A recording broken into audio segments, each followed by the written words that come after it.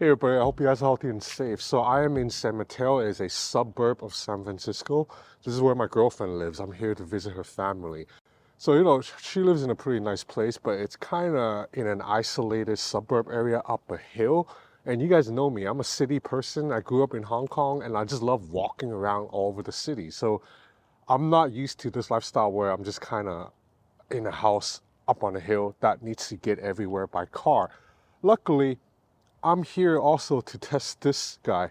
This is the Velotric Thunder 1. It's a new e-bike from Velotric. They're a company known for making some of the most minimal looking yet powerful e-bikes on the market for the past few years. So as you can see, this thing, it's an e-bike, but it's really lightweight at 36 pounds and it looks like a normal bike. So you can see there are no exposed cables other than these right here, but these are for the braking system, but there are no exposed cables that lead to the motors. So most people will not be able to tell that this is an e-bike, despite the fact that the motor in here is pretty strong. This is Velotric's proprietary drive system named the Velo Power. This is probably the smallest and quietest hub motor on the market right now. So what I'm gonna do is I'm gonna take this bike down to downtown San Mateo for a coffee, and then I'm going to ride to a train station to then take to downtown San Francisco and ride around San Francisco. Obviously, as an e-bike in 2023, there are a lot of smart features in this bike, including a fingerprint sensor that allows me to unlock the bike.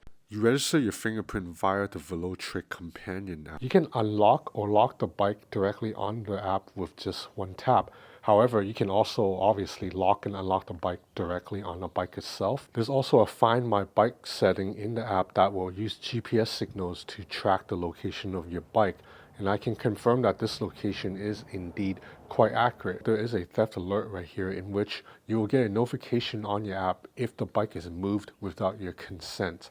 But let's say your bike is unfortunately taken, you just jump back, you can use Find My Bike to track the location. Another smart feature I find quite useful is light sensing headlight. If you turn on this bike in a dark setting like at night, the front light will turn on automatically. And of course, you can also manually turn on or off the light yourself by pressing this button right here. This app will also track your ride in terms of how fast you're going, how far you have ridden, how long you have ridden the bike, and also how many calories you have burned. So this bike does not have a throttle. It is purely electric assistance. And as you can see, there's some hills here, and there are going to be more hills down, I think, this way. So there are 5 levels of pedal assistance on this bike, and you can cycle through them via this very handy button right here at the handlebar. There are 5 different modes, and the cool thing is you can turn off pedal assistance and just ride it like a normal bike. This bike has a Shimano gear, so you can ride it like a normal mountain bike if you wish. As you can see, I'm going up an incline right now without any issues, and I'm not even at the highest mode, I'm just on normal. There's an incline up here that I'm going to ride up.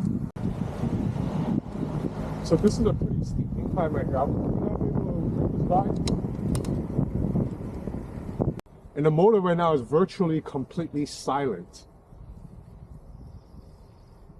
Even though it's working right now, obviously helping me get up this hill. Oh wow, this is a very smooth ride.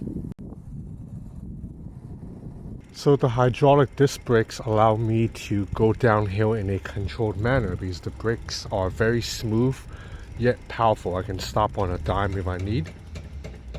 So assembly of the bike was relatively easy. You just have to put on the tire and put on the seat. It took me about like 20 minutes to get the bike up and running out of the box. I'm gonna take the cow train so I can get out to the city faster. So as you probably saw or heard earlier, this bike remained really quiet even when it's pushing maximum power, taking my heavy butt up a hill. It's a 350 watt motor and it pushes a maximum power of 45 Newton meters. If you have the pedal assistance at the highest mode and you're pedaling as fast as you can get this thing to go up to 20 miles per hour. Okay, so I am on a bike train right now, and as you can see, the Thunder 1 doesn't really stand out that much from the crowd. Right here we have a normal looking bike, and here we have the Thunder 1. This is an e-bike, but it really doesn't look that much bulkier. It looks very similar in size to a normal bike.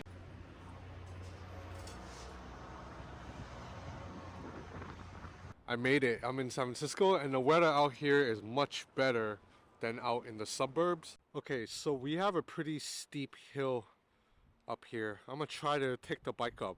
I don't know if the bike can make it all the way up to the top because that does look very steep. I'm pretty sure the first half it's gonna be able to take me up easily. You have to keep in mind I am quite heavy. I'm 195 pounds. I'm pretty sure I'm heavier than like most Asians. And also I'm carrying a bag right now with a lot of stuff, with a laptop, a camera, a tripod, 2 phones. So, you know, total, including the bag, I'm like carrying over 200 pounds right now. So the engine is quite smooth in that the power doesn't kick in immediately with the first pedal. It only kicks in after you pedal for about like half a second. So that's good, so you won't accidentally be like taken off guard by how much power it's pushing out. Okay, right now I'm done going up the incline.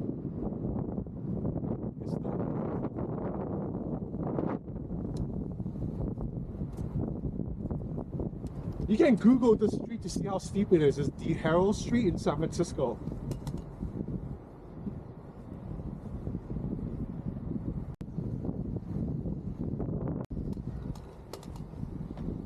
Okay, it's starting to be a workout now.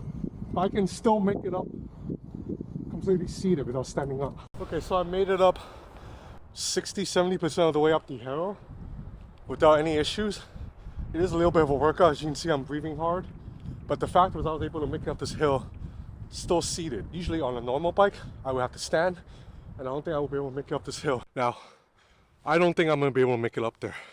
I can try. I don't think I'll be able to. Okay, let's try.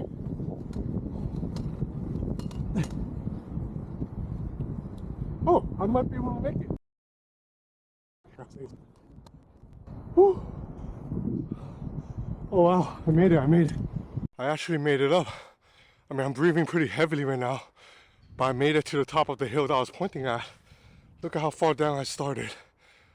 I started like right there.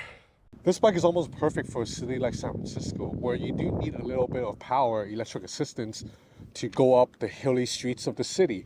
But at the same time, the bike is lightweight enough for you to just pick up to take onto a train. I'm gonna try to ride out to the Golden Gate Bridge. Hopefully I can make it, because it's actually quite a bit of a ride again, and it involves going uphill.